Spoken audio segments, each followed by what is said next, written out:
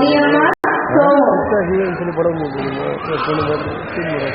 அர்க்காணி, அர்க்காணி, உன் பிள்ளைய கொஞ்சம் கண்டிச்சு வை, இல்லைன்னா நல்லா இருக்காது சொல்லிட்டேன். கோழிய கூடையில கவுத்து வச்சுருந்தா திறந்து விட்டான். சோமு, சோமு, இல்லம்மா ஏன் கோழி திறந்து விட்டேன்? நம்மளாம் ஃப்ரீயா இருக்கோம்மா, அதனால அதுவும் ஃப்ரீயா பாத்தியா உன் பிள்ளைய? இவனால எனக்கு மட்டும் இல்ல, இந்த ஏரியாவோட எல்லாருக்குமே சொல்லலாம். இவனை எங்கேயாவது ஹாஸ்டல்ல கொண்டு போய் சேர்த்துது. பாத்தியாடா, முன்னால எனக்கு எவ்வளவு கஷ்டம் பாத்தியா? இந்த வீட்டுக்கு ஒழுங்கா இருக்குடா. நிறைய பார்த்து சிவாஜியா ஆசைப்பட்டாருமா. நிறையா இது நிறையா ஒரு நாடகம் மட்டும் இருக்குது. கடவுளே, ஒரு நல்ல வழி கிடைக்காதா? அருக்காணியின் வீடு, இடம்பெறுவோர் அருக்காணி, சோமு, சமூகம் ஏதோ இருக்காங்க. ஏன் வருஷமா இருக்கு? எதமா என் புருஷன் ஒரு குடியாரன் பையன், மனம் வைத்து குடியவன். அவனுக்கு 18 வயசு ஆகுது. ஒரு கைத்தொழிலும் தெரியாது, ஒரு வேலையும் கிடையாது. எனக்கு பின்னாடி அவன் என்ன செய்வான்? அவனுக்கு ஏதாவது ஒரு வழி கிடைச்சா நல்லா இருக்கும். அவனுக்கு ஏதாவது வழி இருந்தா சொல்லுமா? அதுக்குதான் கருணாரிக்கிட்ட ஒரு வேலை வாசி செய்து தொடங்கி இருக்கிறதா கேள்விப்பட்டேன். அந்த அறக்கட்டளை சைதாபத்தில் இருக்கிற அன்னை சிறப்பு பயிற்சியில் செயல்படுது. அங்க போனா நமக்கு ஒரு வழி தெரியும். சரிம்மா, நாமளும் போலாமா?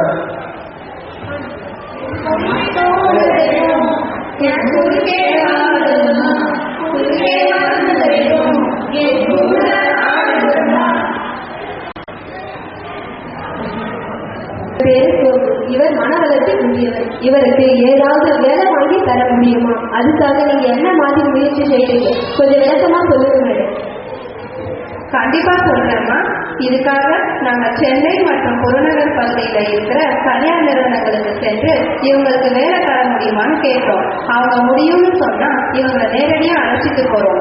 இவங்களுக்கு ஏற்ற வேலைய அவங்க கொடுத்து உதவி செய்யறாங்க. குறிப்பா எந்த மாதிரி வேலைன்னு கேட்டா ஜெராக்ஸ் போடுறது, ஆபீஸ் பாய் வேலை, இதெல்லாம் செய்யறாங்க.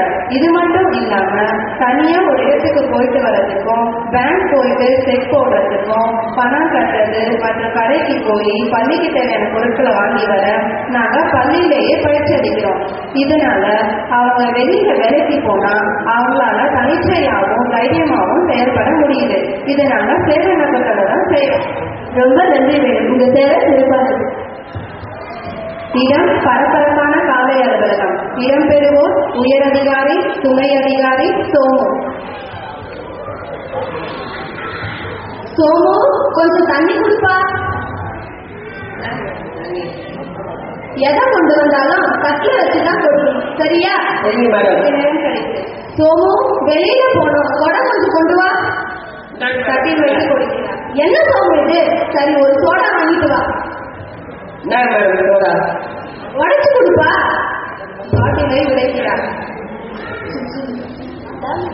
அதான் மேடம், நான் அப்பவே சொன்னேன், இவங்க எல்லாம் வச்சு வேலை வாங்க முடியாது. என் வேலைதான் தப்பு, நான் தான் சரியா சொல்லல. சரி, இந்த நியூஸ் பேப்பரை படிங்க.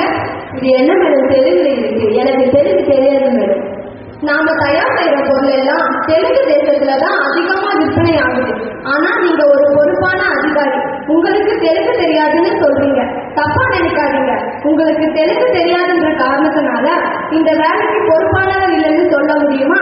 அதே போலதான் அவங்களும் நம்மள மாதிரிதான். ஒரு முறைக்கு 2 முறை சொன்னா நல்லா புரிஞ்சுப்பாங்க. சாரி மேடம், நான் தான் புரிஞ்சுக்கல. இவருக்கு நானே எல்லா வேலையும் சொல்லி கொடுக்குறேன். Very good.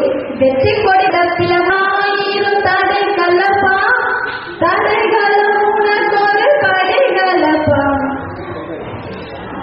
இடம்பெறுவோர் அருக்காணி, சோமு, முனியம்மாள். அருக்காணி, அருக்காணி, எங்க உன் பையன் ஆளையே காணோம்? அவன் இப்ப வேலைக்கு போறா, வர நேரம் தான் வந்துடுவான். அப்படியா? நல்ல விஷயமா இருக்கே.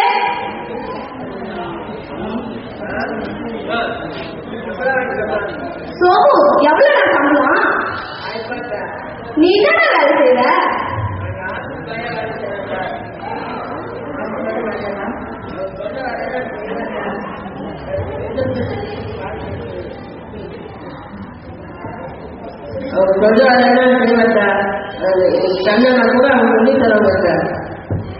என்ன மன்னிச்சுடாரு. இவனால எதுவுமே செய்ய முடியாதுன்னு நினைச்சிட்டேன். உன் மனசு கஷ்டப்படும்படி பேசிட்டேன். இதுக்கெல்லாம் நாங்க கருணை அறக்கட்டளைக்கும் தான் நன்றி சொல்லுங்க. எங்களுக்கும் காலம் வரும், காலம் வந்தால் வாழ்வு வரும், வாழ்வு வந்தால் அனைவரையும் வாழ வைப்போமே. நன்றி.